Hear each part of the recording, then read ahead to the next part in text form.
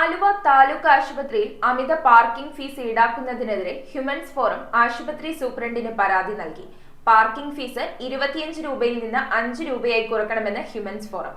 സാമ്പത്തികമായി പിന്നോക്കം നിൽക്കുന്നവരാണ് ആശുപത്രിയെ ആശ്രയിക്കുന്നത് എന്നതിനാൽ ഉയർന്ന പാർക്കിംഗ് ഫീസ് അന്യായവും അമിതവുമാണെന്ന് ഫോറം സംസ്ഥാന പ്രസിഡന്റ് ടി.കെ. അബ്ദുൽ അസീസ്.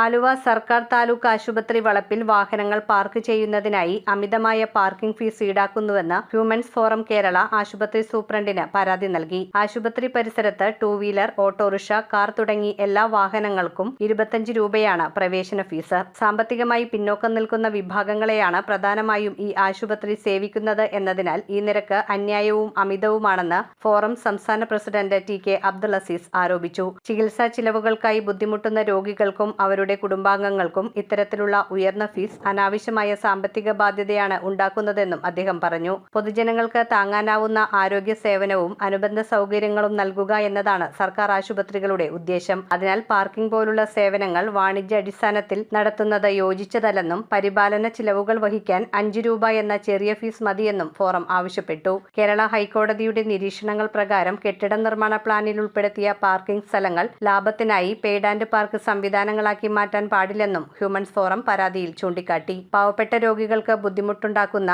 നിലവിലെ 25 രൂപ എന്ന പാർക്കിംഗ് ഫീസ് കുറച്ച് പരിപാലനത്തിനായി മാത്രം 5 രൂപയിൽ കൂടുതലാകാത്ത നാമമാത്ര നിരക്ക് നിശ്ചയിക്കണമെന്നും ഫോറം ആവശ്യപ്പെട്ടു. News bureau, Aluva.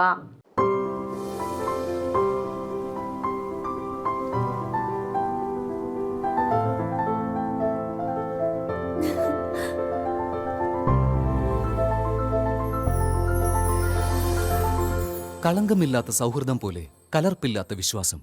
കല്ലൻസ് ജ്വല്ലറി.